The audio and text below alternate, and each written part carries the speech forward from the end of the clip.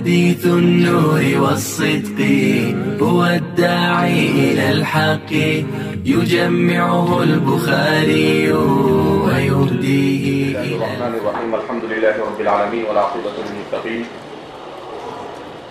والصلاة والسلام على سيد الأنبياء والمرسلين سيدنا وحبيبنا وحبيب رب العالمين محمد وعلى آله وأصحابه ومن هدى بهديه إلى يوم الدين.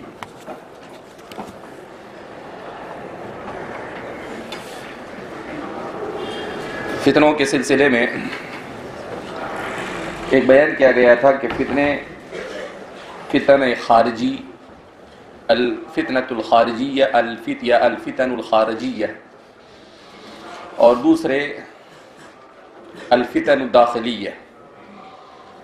الفتن الخارجیہ کے تحت بیان کیا گیا کہ صلیبی جنگیں، اس کے بعد استشراق، استعمار، اس کے بعد ہے استبشار ہے، یہ استطال لکھا ہے،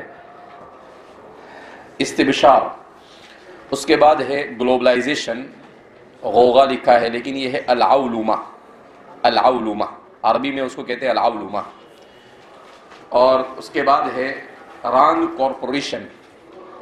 یہ دراصل امریکہ میں ایک تھنک ٹینک ہے، ایک پورا ادارہ ہے جو عالم اسلام کو فکری اعتبار سے اور علمی اعتبار سے کمزور کرنے کی کوشش کرتا ہے. دنیا کے کئی ملکوں کا بجٹ اس کے اوپر صرف ہوتا ہے. اربوں خربوں روپے ہر سال صرف اس لیے خرچ کیے جاتے ہیں تاکہ مسلمانوں کو دین سے برگشتہ کیا جا سکے. تو اس سلسلے میں ابھی ایک یہودی عورت کا مقالہ شائع ہوا تھا 5-6 سال پہلے، جس نے مسلمانوں کو 4 حصوں میں تقسیم کیا کہ مغرب کی ان فتنہ سامانیوں کی وجہ سے اس وقت دنیا میں پائے جانے والے مسلمان یہ 4 طرح کے ہیں. ان میں ان کا یہ کہنا ہے کہ ایک تو وہ مسلمان ہے جنہیں بنیاد پرست کہا جائے، یعنی وہ مسلمان جو اسلام کی بنیادی تعلیمات میں تبدیلی کے کسی طرح کی گنجائش کو نکارتے ہیں اور اسے قبول نہیں کرتے ہیں کہ عقائد میں اجتہاد نہیں چلے گا، اور جو قطعی مسائل ہیں ان مسائل میں بھی اجتہاد کی گنجائش نہیں.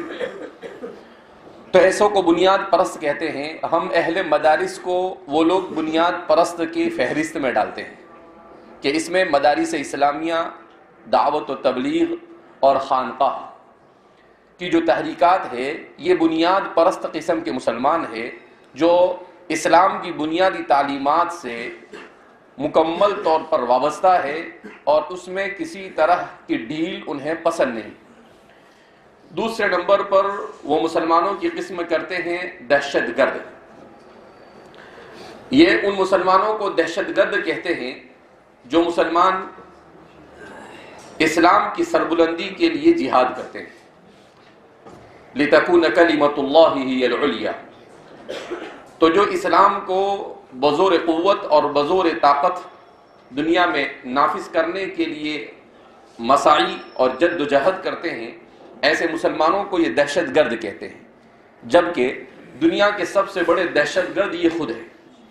جتنی دہشت گردی دنیا میں ان لوگوں نے پچھلے 300 سال میں مچائی ہے، اتنی دہشت گردی اسلام کی پوری 1300 سالہ تاریخ میں بھی کہیں پر نہیں ملتی ہے آپ کو. تو بس اس کے پیچھے ان کا یہی پروپیگنڈا ہے کہ قرآن کی تعلیمات ایسی ہے جو لوگوں کو مارنے اور کاٹنے کا حکم دیتی ہے، جبکہ بنیاد پرست اور دہشت گرد میں جو لوگ صحیح اصول جہاد کی رعایت کرتے ہوئے جہاد کرتے ہیں، جیسے مجاہدین فلسطین، مجاہدین افغانستان، مجاہدین شام، اسی طریقے سے وہ لوگ جو اس وقت یمن میں جہاد کر رہے ہیں اور دیگر مختلف خطوں میں جو مسلمان اکثریت پر یا کلی طور پر مسلمانوں پر مشتمل ہونے کے باوجود مسلمانوں کو جہاں پر ہراساں کیا جا رہا ہے، ایسے مقامات پر جو لوگ جہاد کر رہے ہیں وہ دہشت گرد نہیں، انہم مجاہدون، وہ مجاہد ہیں، مگر اس کے باوجود یہ انہیں دہشت گرد کہتے ہیں۔ حقیقت یہ ہے کہ مسلمان دہشت گرد نہیں ہے، اور جو مسلمان ان کی نظر میں دہشت گرد ہے وہ حقیقی مسلمان ہے، اور جن کو یہ لوگ استعمال کرتے ہیں دہشت گردی کے طور پر، مخابرات کے طور پر، اپنی انٹیلیجنس کے طور پر جنہیں استعمال کرتے ہیں جیسے داعش وغیرہ، تو یہ وہ لوگ ہیں جو انہی کے آلہ کار ہیں۔ یہ لوگ اسلام کے صحیح تعلیمات کے مطابق جہاد نہیں کرتے، یہ تو مجاہدین کو بھی مارنے اور کاٹنے کی کوششیں کرتے ہیں، لہذا یہ وہ لوگ ہیں جو ان کے آلہ کار ہیں۔ حقیقت یہ ہے کہ دنیا میں سب سے زیادہ دہشت گردی سے دوچار مسلمان ہیں۔ مسلمان دہشت گرد تو نہیں ہے الحمدللہ، لیکن مسلمان کو سب سے زیادہ دہشت گردی کا مقابلہ ہے، اور سب سے زیادہ دہشت گردی سے نقصان ہر اعتبار سے اگر کسی کو پہنچا ہے تو وہ کس کو پہنچا ہے؟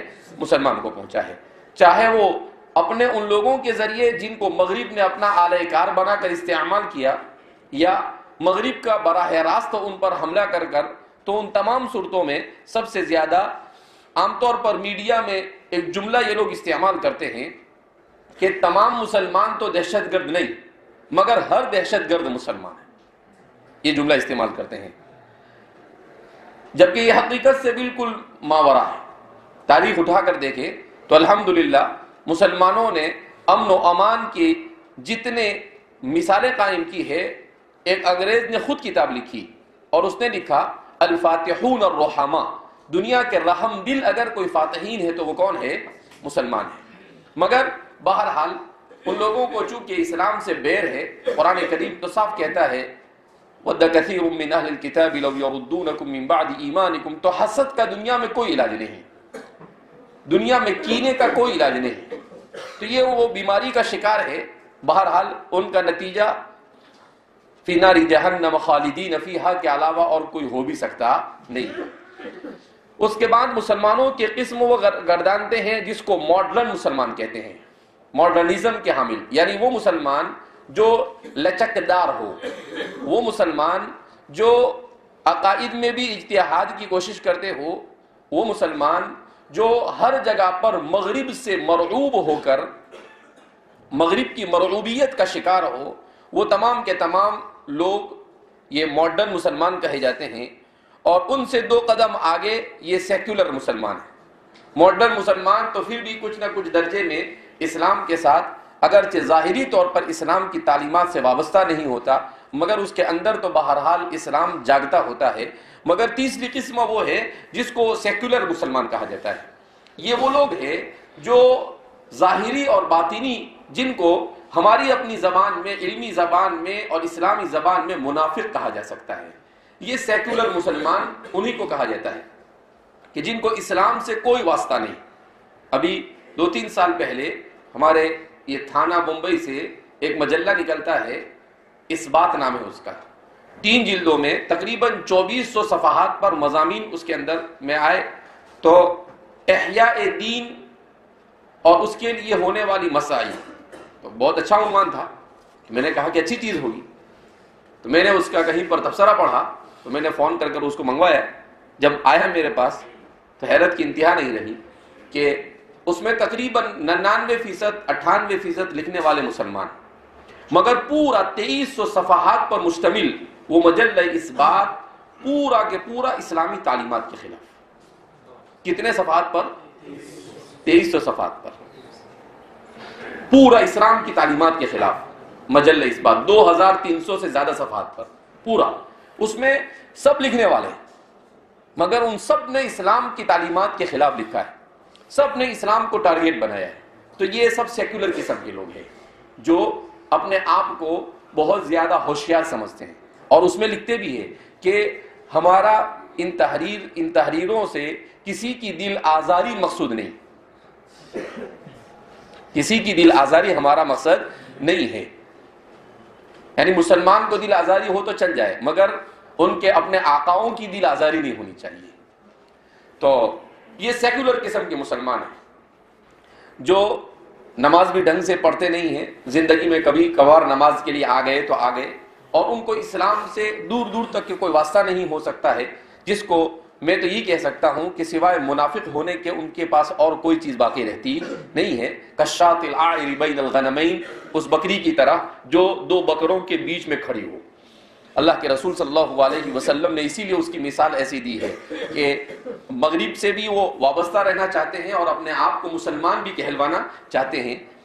کل ہی مجھے یاد آیا تو میں نے اس کو جب شروع میں آیا تھا تو میں نے ایسے ہی تھوڑا سا پڑھا، اس کے بعد اتنی اسلام کے خلاف اتنا زہر اس میں بھرا ہوا تھا تو میں نے کہا اس کو کیا پڑھیں گے، تو میں نے ہمارے دارالفتاء میں بھیج دیا، مفتی صاحب سے کہا کہ دیکھو ایسا بھی لوگ دنیا میں کیا کرتے ہیں، لکھتے ہیں، اور سارے مسلمان۔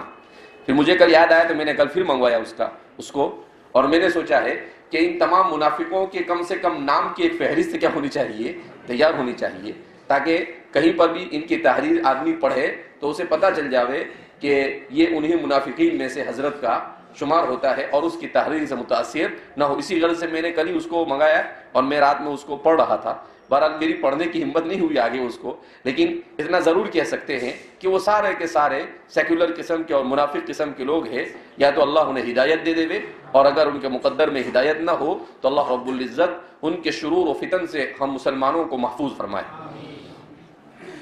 تو یہ وہ فتنے ہیں جس کے سلسلے میں اشارہ کر دیا گیا۔ بہرحال آگے فتنے خارجیہ کی ایک اور قسم ہے جس کو ہم یہ کہہ سکتے ہیں کہ ہمارے زمانے کے وہ فتنے جنہوں نے خاص طور پر مسلمانوں کے ذہن و دماغ کو ٹارگیٹ بنایا اور مسلمانوں کے افکار میں تبدیلی پیدا کی اور بڑی تیزی کے ساتھ ڈائریکٹ متاثر کیا مسلمانوں کو اور ان پر اثر انداز ہوئے۔ اس میں ایک فتنہ ہے مغربی میڈیا اور مغربی میڈیا جس کو صحافت کہا جاتا ہے، چاہے وہ الیکٹرانک صحافت ہو، چاہے وہ پرنٹ صحافت ہو، چاہے وہ سوشل میڈیا ہو، یہ تمام کے تمام اسلام کے خلاف سب سے آگے ہیں۔ مولانا نذر الحفیظ صاحب ندوی نور اللہ مرقدہ، ابھی حضرت کا انتقال ہوا 1 سال پہلے غالباً، ندوہ کے مائناز استاد تھے حضرت مولانا علی میاں ندوی نور اللہ مرقدہ کے دست راست تھے۔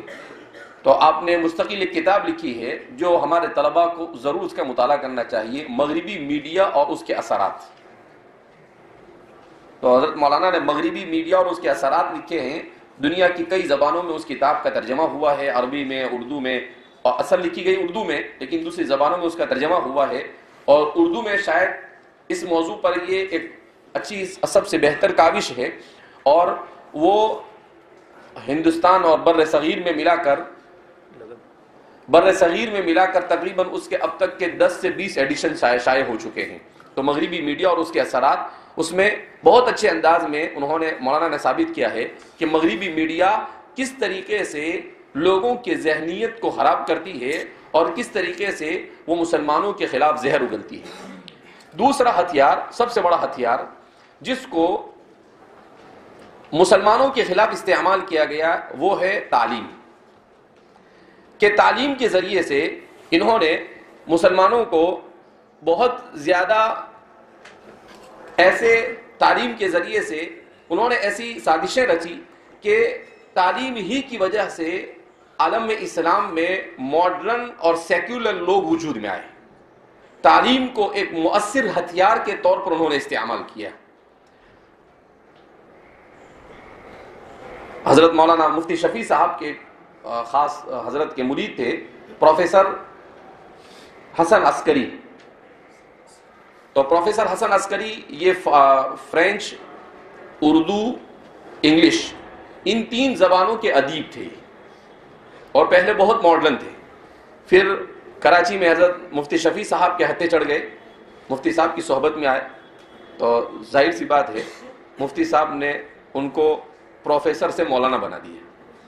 تو ان کے اوپر مفتی صاحب نے ایسا اثر ڈالا کہ حضرت مولانا تقی عثمانی صاحب لکھتے ہیں کہ وہ کیا سے کیا بن گئے، بعد میں ہم بھی ان کی سمجھ سے باہر ہے۔ تو حضرت مولانا تقی عثمانی صاحب نے اپنی کتاب تبصرے میں بھی اسی طریقے سے آپ نے اپنی کتاب نقوش رفتگاں، ان دونوں میں بہت اچھے انداز میں ان کا تذکرہ کیا ہے، اور اس میں آپ نے لکھا ہے کہ پروفیسر حسن عسکری صاحب کے پاس ہمارے والد صاحب نے اور ہم نے ایک درخواست دی، اس لیے کہ وہ فلسفہ اور لسانیات کے بہت بڑے ماہر تھے۔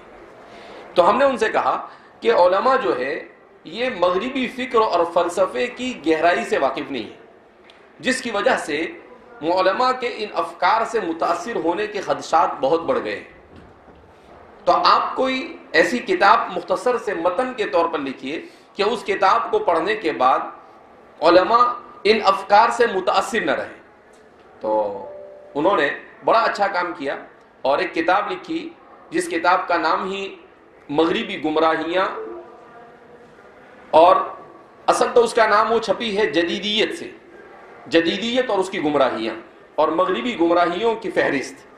تو آپ نے چھوٹا سا رسالہ تقریباً 100-125 صفحے کا ہے، اور اس رسالے میں آپ نے مغرب نے تعلیم کے راستے سے اور سائنس کے راستے سے کس طریقے سے پوری دنیا کو اپنی لپیٹ میں لیا، اس کو بہت اچھے انداز میں بیان کیا۔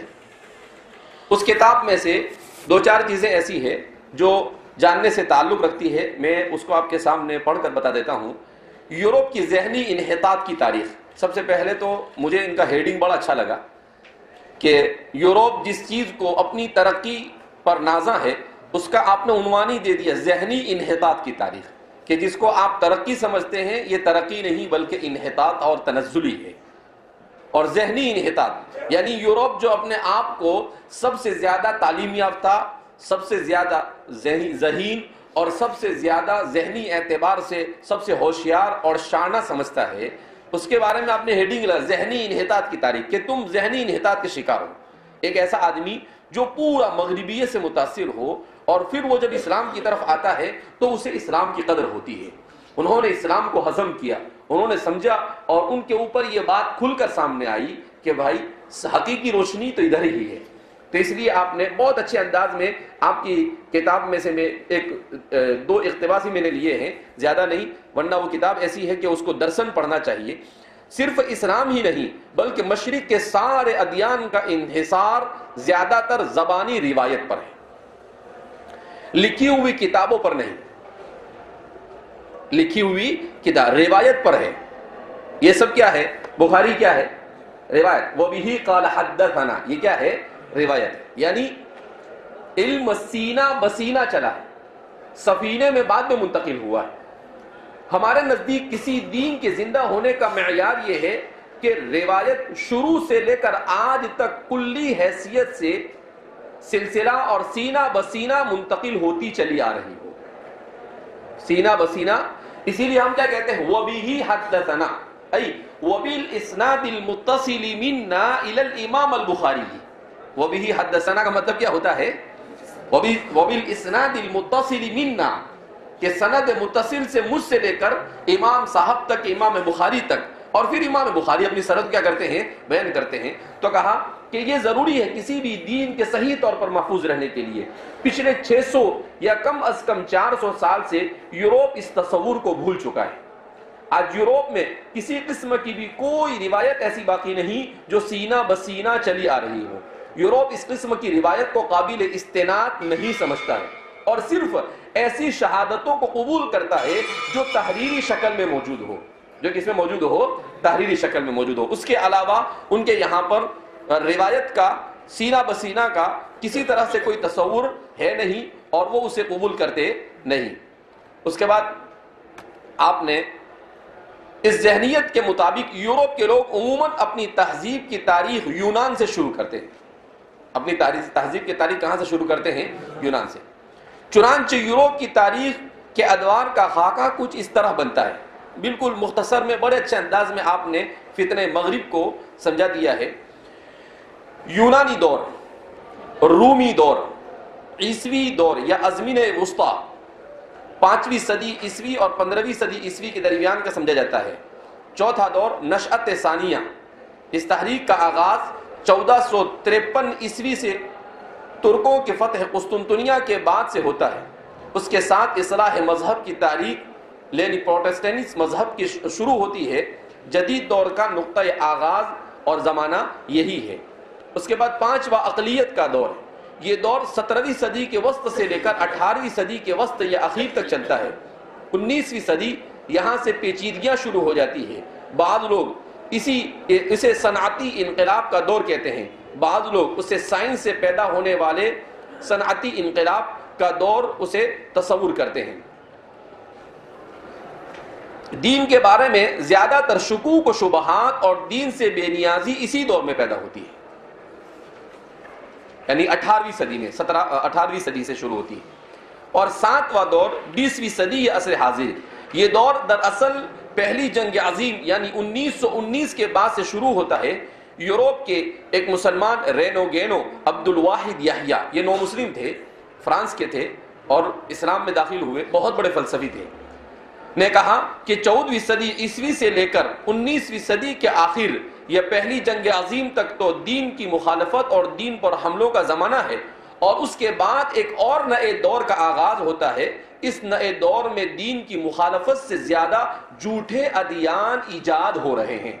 مختصر الفاظ میں اتنی زبردست حقیقت کی طرف آپ نے اشارہ کر دیا کہ 20ویں صدی کے شروع تک تو کیا ہوتا تھا کہ دین پر حملہ کیا جاتا تھا اور دین کی تعلیمات کے اوپر شکوک و شبہات ہی صرف کیے جاتے تھے، مگر اس کے بعد کا جو دور شروع ہوتا ہے تو فرماتے ہیں کہ اس دور میں اب کیا ہو جاتا ہے کہ اس دور میں بجائے اس کے کہ دین پر حملہ کرنا، انہوں نے خود اپنے نئے نئے مذاہب بنانے کیا کر دیے ہیں، شروع کر دیے ہیں، اور اس طرح سے مسلمانوں کو اس کا کیا بنایا جاتا ہے، نشانہ بنانے کی کوشش کی جاتی ہے۔ تو یہ کتاب کا بیچ میں ایک جہاں پر انہوں نے ان ادوار کو ذکر کیا تھا وہاں سے میں نے ایک اقتباس لے لیا، یعنی اسی سے فتنہ مغرب کی سنگینی کا کیا جا سکتا ہے، اندازہ کیا جا سکتا ہے کہ ہم جس دور سے گزر رہے ہیں یہ وہ دور ہے جس دور میں سب سے زیادہ زور اس پر دیا جاتا ہے کہ مغرب کس طریقے سے نئے جھوٹے ادیان کو ہمارے درمیان وجود میں لے آئے۔ بہرحال اگر کبھی موقع رہا تو اس کتاب کو ہم کسی موقع پر درسن پڑھنے کیا کریں گے، کوشش کریں گے۔ اگر واقعتاً ہم سنجیدگی کے ساتھ فتنوں کا مقابلہ کرنا چاہتے ہو تو اس کتاب کو ضرور پڑھنا چاہیے۔ 100-125 صفحے کی کتاب ہے، یا تو نہیں تو طالب علم خود اپنے سے مطالعہ کر لے اور جو چیز سمجھ میں نہ آوے وہ اساتذہ سے پوچھ لے، اتنا بھی اس کے لیے کیا ہے، کافی ہے۔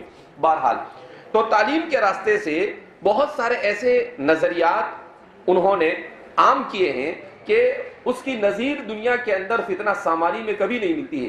علامہ یوسف صاحب بنوری رحمۃ اللہ علیہ کی کتاب ہے فتنوں کے سلسلے میں، اس کتاب میں آپ نے ایک حدیث کی طرف اشارہ کیا ہے کہ نبی کریم صلی اللہ علیہ وسلم نے ایک مرتبہ حضرات صحابہ کو فتنہ مشرق سے ڈرایا کہ وَسَتَكُونُ فِتَنٌ مِنَ الشَّرْقِ، تو صحابہ نے پھر پوچھا والغرب، تو حضور نے کہا کہ وہ تو اور زیادہ خطرناک ہے، مغرب سے اٹھنے والے جو فتنے ہوں گے وہ اور زیادہ کیا ہوں گے، خطرناک ہوں گے۔ تو حضرت مولانا یوسف صاحب بنوری رحمۃ اللہ علیہ فرماتے ہیں کہ انہی مشرقی فتنوں سے تو ہم دوچار ہوئے ہی، مگر ہم جس دور سے گزر رہے ہیں یہ مشرق اور مغرب دونوں طرف سے اسلام کے خلاف اٹھنے والے فتنوں کے آماجگاہ بن گیا ہے۔ اب دونوں طرف سے فتنوں نے ہم پر کیا کی ہے، یلغار کی ہے، لہذا اس بنا پر ہمیں بہت مضبوطی کے ساتھ آگے بڑھنے کی ضرورت ہے۔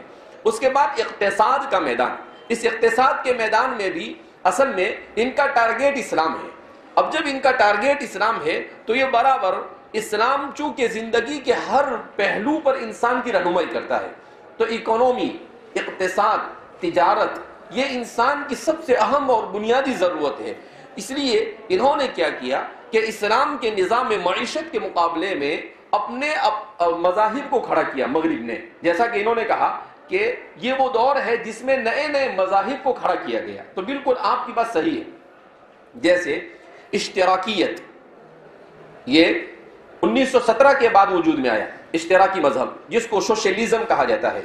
اسی طریقے سے سرمایہ دارانہ نظام، سرمایہ دارانہ نظام یہ اگرچہ 19ویں صدی کے اواخر میں ایڈم اسمتھ کے ذریعے سے وجود میں آیا، مگر اس کو باقاعدہ طور پر مغرب نے لوگوں کے درمیان عام کرنے کے لیے یورپ نے اس کو استعمال کیا دوسری جنگ عظیم کے بعد، جس کو کیپیٹلزم کہا جاتا ہے، سرمایہ دارانہ نظام کہا جاتا ہے۔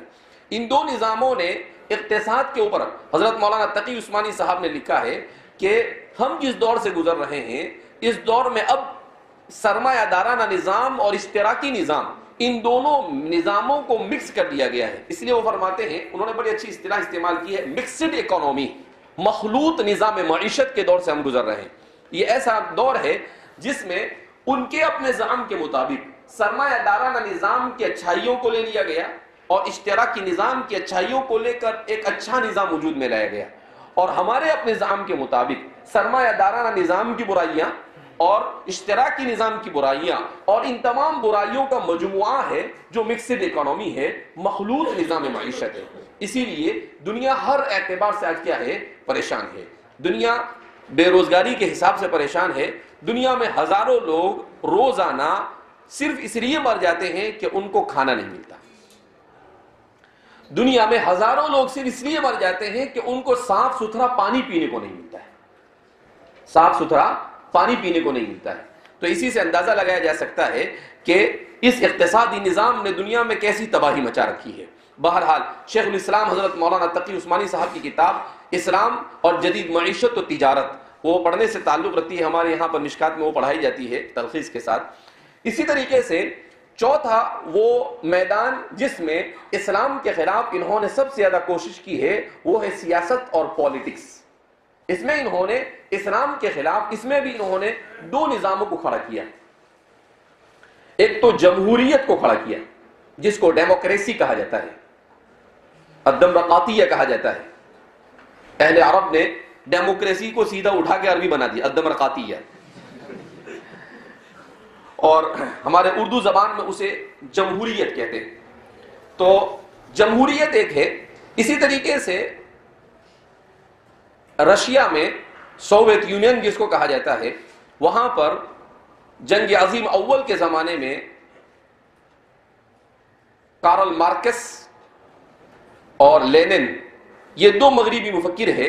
ان دونوں مفکروں نے جہاں پر اقتصاد کے میدان میں سوشلزم کی بنیاد ڈالی، وہیں پر انہوں نے شیوعیت کی بنیاد ڈالی۔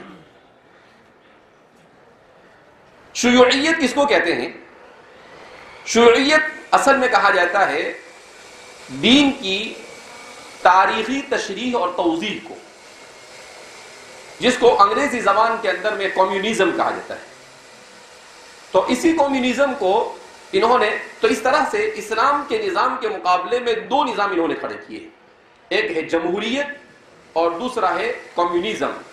ڈیموکریسی اور کمیونزم، جمہوریت اور شیوعیت، جس کو اردو زبان کے اندر میں اشتمالیت کہا جاتا ہے۔ کمیونزم کو کیا کہا جاتا ہے؟ اشتمالیت کہا جاتا ہے۔ تو اس طرح سے ہر میڈیا کے میدان میں جھوٹ ان کا مذہب ہے، پروپیگنڈا ان کا مذہب ہے، تعلیم کے میدان میں سیکولرزم ان کا مذہب ہے، اقتصاد کے میدان میں اشتراکیت اور سرمایہ داریت ان کا مذہب ہے، اور پالیٹکس اور سیاست میں ان کا مذہب، ڈیموکریسی کے اندر ان کا مذہب کیا ہے؟ جمہوریت اور اشتمالیت، جس کو ہم انگریزی زبان کے اندر میں ڈیموکریسی کہتے ہیں جمہوریت کو، اور اشتمالیت کیا کہا جاتا ہے؟ کمیونزم کہا جاتا ہے۔ سب سے زیادہ مسلمانوں پر ظلم کمیونزم کے زمانے میں کیا گیا ہے۔ پھر ذوالفقار صاحب نقشبندی کی کتاب ہے روس کی 6 آزاد ریاستوں کا سفر۔ اس کتاب میں، چھوٹی سی کتاب ہے، 50-60 صفحے کی کتاب ہے، اس کتاب میں آپ نے لکھا ہے، آپ روس نے جب افغانستان میں شکست کھائی 1991 میں، اس کے بعد آپ نے وہاں پر سفر کیا، تو اس سفر کے دوران وہاں پر حالات آپ نے معلوم کیے کہ کس طرح سے وہاں کے لوگوں نے اپنے دین کی حفاظت کی کوشش کی اور کس طرح سے مسلمانوں کو وہاں پر قتل کیا گیا۔ تو آپ نے ایسے واقعات اس میں لکھے ہیں کہ بعض مرتبہ ایسا ہوتا تھا کہ مسلمانوں کو ٹرین میں بٹھایا جاتا تھا کہ بھئی آپ محفوظ جگہ پر ہم بھیج دیتے ہیں، اور پھر اس ٹرین کو کسی پل کے اوپر کھڑا کر کر بم سے اڑا دیا جاتا تھا۔ تو جتنے لوگ بیٹھے ہوتے تھے سب مر جاتے تھے، کوئی زندہ نہیں رہتا تھا۔ کہاں مسلمانوں کو مار کر ایسے ڈھیر لگائے جاتے تھے ان کی لاشوں کے کہ دور سے دیکھنے والا اسے کوئی ٹیلا یا پہاڑ تصور کرتا تھا۔ اتنا ظلم کیا مسلمانوں پر۔ مگر ان حالات میں بھی وہاں کے لوگوں نے اسلام کو کیسے محفوظ کیا وہ تاریخ پڑھنے سے تعلق رکھتی ہے. چھوٹی سی کتاب ہے, پڑھنا چاہیے اگر آپ کے قیمتی اوقات میں سے فرصت ملے تو آپ کو. تو اس طرح سے یہ پورے وہ فتنے ہیں جن فتنوں سے گھر کر ہم یہ دنیا میں کیا زندگی کیا کر رہے ہیں, گزار رہے ہیں. تو روس کی 6 آزاد ریاستیں, اصل میں مولانا کی کتاب ہے تا خاک بخارا و سمرقند, لیکن وہ کتاب بڑی ہے, اس کے لیے آپ کے پاس اتنا زیادہ وقت تو ہے نہیں, لیکن اسی کا شارٹ ہے روس کی 6 آزاد ریاستیں. وہ 100 صفحے سے بھی کم ہے میرے اندازے کے مطابق. تو اس میں انہوں نے موٹی موٹی چیزیں بیان کی ہے. اس میں لکھا ہے کہ اگر کوئی بچہ اسکول میں اللہ کا نام زبان سے لے لیتا تھا تو اس کے ماں باپ کو قتل کر دیا جاتا تھا. صرف کیا لے لیتا تھا؟ اللہ کا نام زبان سے لیتا تھا. اور اس میں لکھا ہے مولانا نے کہ انہوں نے ایسے بڑے بڑے بینر بنائے تھے. اس بینر پر انہوں نے ایک بالکل دبلا پتلا انسان بنایا تھا, لاغر انسان, اور ایک موٹا تازہ انسان بنایا تھا. اس موٹے تازہ انسان پر لکھا ہوتا تھا کمیونزم, اور یہ لاغر اور دبلے پتلے انسان کے اوپر اسلام لکھا ہوتا تھا. اور وہ کک مارتا ہے اور کہتے ہیں کہ جیسے فٹ بال کھیلنے والا جو اچھا کھلاڑی ہوتا ہے وہ مار کر اس کو باہر کر دیتا ہے میدان سے, کہا اسی طریقے سے دنیا سے اسلام کو ہم باہر کر دیں گے. لیکن اسلام تو باہر نہیں ہوا, الحمدللہ وہی باہر ہو گئے. تو یہ سب اللہ رب العزت کے قبضے قدرت میں ہے, کسی کے چاہنے سے کچھ ہوتا نہیں. لیکن وہاں کے لوگوں کی غیرت بھی دیکھنے جیسی ہے کہ ان لوگوں نے جو اسلام کی, وہ کہتے ہیں کہ وہاں پر شراب لازمی طور پر پینا ہو گیا تھا. شراب پینا ہر ایک کے لیے ضروری. تو کہا کہ وہاں کے مسلمان کیا کرتے تھے, اپنے گھروں کے اندر میں آگے شراب کی بوتلیں لا کر کیا کرتے تھے, رکھ دیتے تھے, تاکہ وہ چیک کرنے آوے تو سامنے سے دیکھ کر کیا ہو جاوے, چلا جاوے. اور پھر اسی میں خاموشی کے ساتھ مکتب چلاتے تھے اور اس میں اپنے بچوں کو قرآن کی تعلیم دیتے تھے اور اپنے بچوں کو سکھاتے تھے کہ باہر اس کا تذکرہ نہیں کرنا ہے. کہ ایسے حالات میں بھی اپنے بچوں کو قرآن کے حافظ بناتے تھے. وہ فرماتے ہیں کہ ایک بوڑھی عورت مجھے ملی تو اس بوڑھی عورت نے جو اپنی داستان سنائی تو فرماتے ہیں کہ مجھے ایسا لگا کہ میری روح اپنے بدن سے نکل جائے گی, ایسے سنگین حالات. تو اسلام 100 بار لے چکا ہے, تو امتحان ہمارا یہ اسلام کے اوپر ایسے آزمائش کے دور آتے رہیں. اور قرآن کریم میں اللہ رب العزت نے اعلان کیا ہے, قرآن میں اللہ فرماتے ہیں, کیا فرماتے ہیں, ام حسب الذین احسب الناس ان یترکوا ان یقولوا آمنا وهم لا یفتنون. کیا لوگ یہ سمجھتے ہیں کہ وہ یہ کہتے ہیں کہ ہم ایمان لے آئے اور وہ ایسے ہی چھوڑ دیے جائیں گے اور وہ فتنے اور آزمائش میں مبتلا نہیں کیے جائیں گے. فتنہ اور آزمائش تو یہ مومن کے ساتھ لازم اور ملزوم ہے. لیکن مومن کا کام کیا ہے کہ مومن ان فتنوں سے کس طرح سے کیا کرتا ہے, نمٹتا ہے. بہرحال فتنوں کا یہ سلسلہ کیا ہوتا ہے, یہیں پر روک دیتے ہیں. اور اخیر میں کہ منہج النجات من الفتن, ان فتنوں سے بچنے کے لیے ہمیں رسول اللہ صلی اللہ علیہ وسلم نے کیا تعلیمات پیش کی.